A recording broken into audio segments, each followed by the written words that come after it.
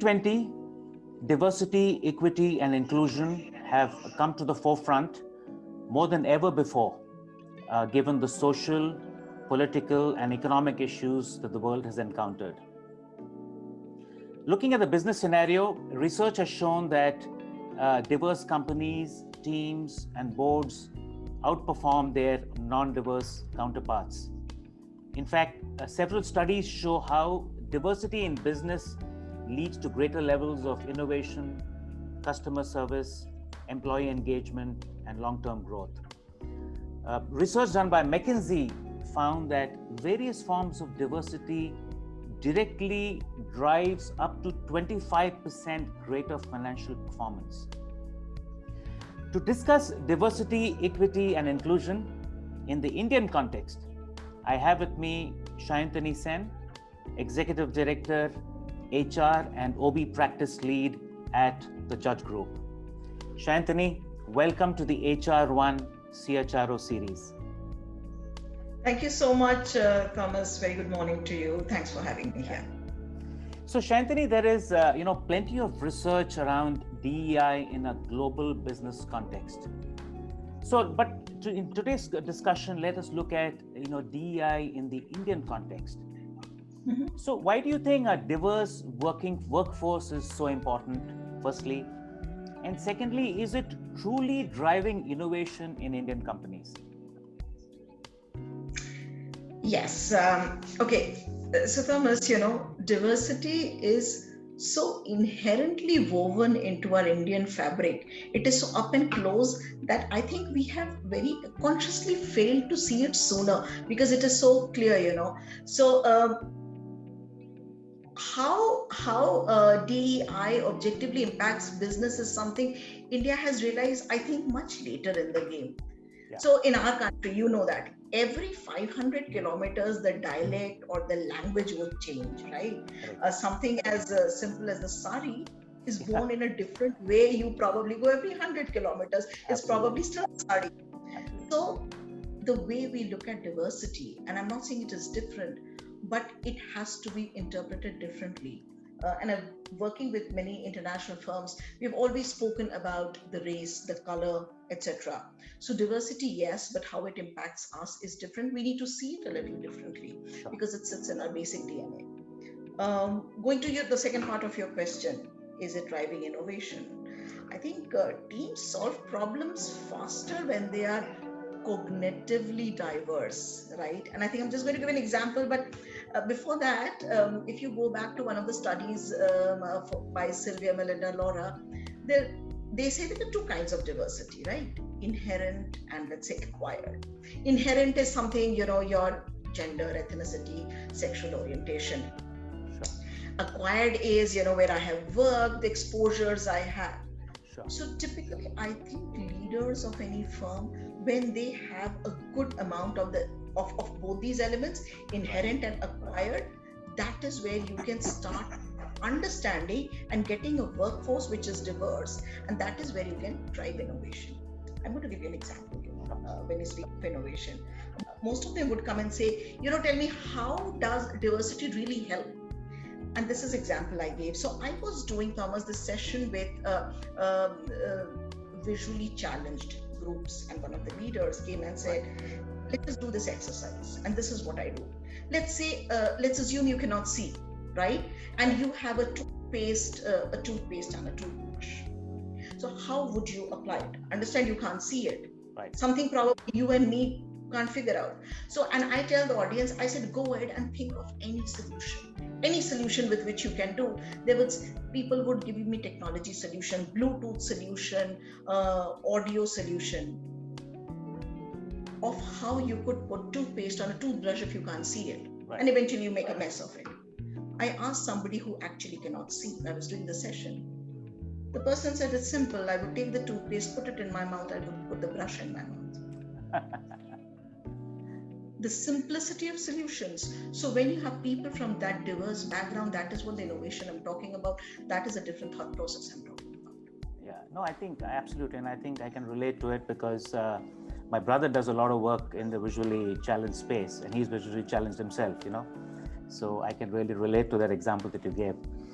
But sort of moving on, Shantini, diversity is really the metric that is used to measure equality, and I think you've rightfully defined, in the Indian context, what diversity could be. But the business issue, and this is something which a lot of business leaders have actually told me, is actually that of inclusion. And studies by companies such as Glint and Qualtrics have shown that inclusion is really the top driver in employee satisfaction. So they actually say that inclusion is actually the goal and diversity is the result, because very often people get caught in all kinds of metrics around diversity, and then inclusion gets lost. So in other words, it's inclusion that makes diversity actually sustainable. So Shantini, how do you see companies managing the inclusion concept, while actually building on diversity? And maybe you can also share some of your experiences at the Judge Group. Sure. So while I've been doing reading up, there have been a lot of interesting things which have been happening, across the different firms. But let me kind of try to summarize that, and some of these things which we do at Judge as well. Educate your leaders. Yeah. Period. Quality flows from the top, right? The message I give, I speak every day.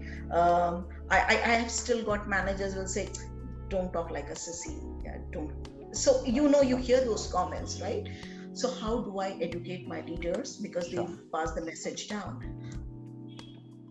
People have been forming inclusion council. It is an investment, but that is a very focused approach. And probably some people, I work with Deloitte, so the independent bodies, you can't have an independent body, have a body which is, people double hatting, but a very focused inclusion council where you can go and talk. So at Judge, we do have the council.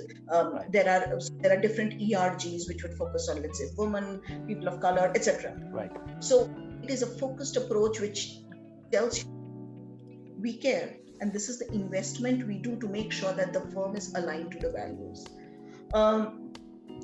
Celebrate differences, right? Sure. So find those differences. How are you calibrating those? How are you helping people understand how they are different to each other? Listen to employees. I think everybody has the pulse surveys. So what we have also done, while we have our regular pulse surveys, we have moved to the e-pulse survey. People in the comfort of anonymity, at times you would hear more. So we're absolutely open to hear some of those. So we've done that. And then, of course, communicate goals and measure progress, keeping it as objective as possible. And also, I think I did tell you that I had the learning practice. So some of our key programs, what we learn, which is getting very popular, the program we call is 9WW, that's 9 Winning Ways, where we are actually talking about unconscious bias. What's interesting is not because we made this course.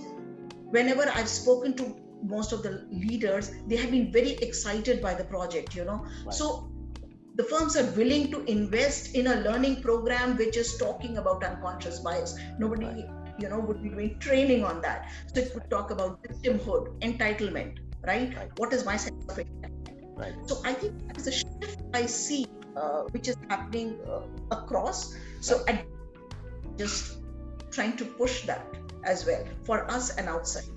Yeah, no, I think that's it's sort of very heartening to hear some of the initiatives that you're putting in place. Yeah, so linked to that is really the next question that I have, or really the next thought, which is around DEI excellence, and the report that I read recently of Josh Person, and which is really global. So it's really, I'm really talking about a global trend, and maybe you can contextualize it for India. Is some of the things that you already mentioned, where he talks about how listening, hearing, and acting, is really a key thing, because then we become naturally inclusive and therefore diverse. Secondly, about strengthening HR capabilities in all roles, and that's an interesting area because HR is still very nascent. I mean, the concept of DEI is still nascent in India. So how is HR really adapting to that? Thirdly, around engaging senior leadership commitment, and really making DEI strategy as part of business strategy. And fourthly, obviously, you need to set goals and actually measure them, because that's the only way you can actually move the needle. And finally, creating accountability. Now these are perhaps strategies for companies to get a gold standard in DEI excellence. But where do you think most companies in India are in their journey? And what are some of the challenges that you see, and what do you think would be more relevant strategies in the Indian context? The first thing where I tend to disagree or have a little divergent view, when we say strengthen HR capabilities, very clearly I see managing diversity, pushing inclusion is not HR job. Sure. It is everyone's job. Absolutely. So I have been in roles, I would say, I'm looking at the dashboard saying it is not diverse hiring. But end of the day, people who are managing the flow need to understand why they need it. Right. Hence, the first thing, like I said in my last answer as well, how am I training my leaders?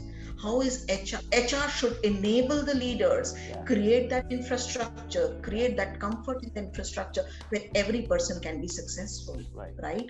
So that is the first thing. And though I know we are talking corporate, but like I said, India diversity is so intrinsically linked. It has to start young. Understand the nature and the nurture of the children who are going to school today. They are seeing parents, the families work in a certain way. Are we talking about it? So when suddenly get somebody out of the engineering college, they are suddenly in a different world. They come to office, everybody say, oh, we want a diverse culture. It is not magic. It is the way we change as people or acknowledge things as people. So that is my second one. And even when we talk about our matrices, right? I have seen we talk about gender matrices. Okay, I have a great 40-60% ratio, or I have a 50-50% ratio. Start doing it role-wise, level-wise. Extremely important.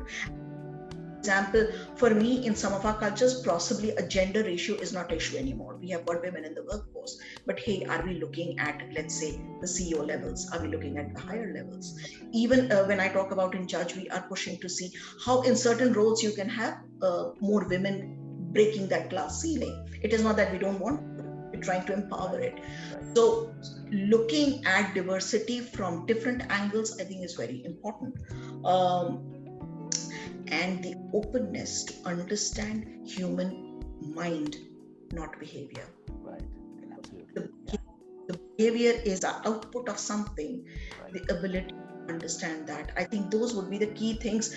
And again, these are very global. I'm not even talking of Indian scenario, but Indian, I think it just makes it complex, knowing inherently how diverse we are. And especially things like even a religion and a caste. So it's our country where we say, let's say, I come from Uttar Pradesh, there's a river Saryu. They will say Saryu Pari. So if you're from this side of the Saryu, you have a beach. If you're from this side of this river, you have it carries on to today.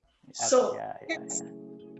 No, absolutely correct. So I think, so finally, maybe I should come to an area which always excites me, which is HR technology. And so I'm really keen to understand how you're leveraging HR tech at the Judge Group. It could be both for DEI and otherwise, but HR tech is now becoming all pervasive, and it'll be great to understand how you are sort of going about it. Absolutely, an area very, very passionate about. So, Judge, we are invested in IT solutions, learning solutions. So let me talk about our LMS tool. So our internal product LMS tool. While we were building it, two things I want to talk about. While we were building it, and when the technology head and we talk, we say, how do you keep it simple? How do you keep it simple? How is the UI simple? How does it work for people? So understand, when you have a very a module heavy You love looking at it. It looks fantastic, but do I use all of it? So how is it usable? How is it simple? The next, I'm going to talk about RPA. So a judge is hugely in the space of RPA, doing a lot of solutioning, etc.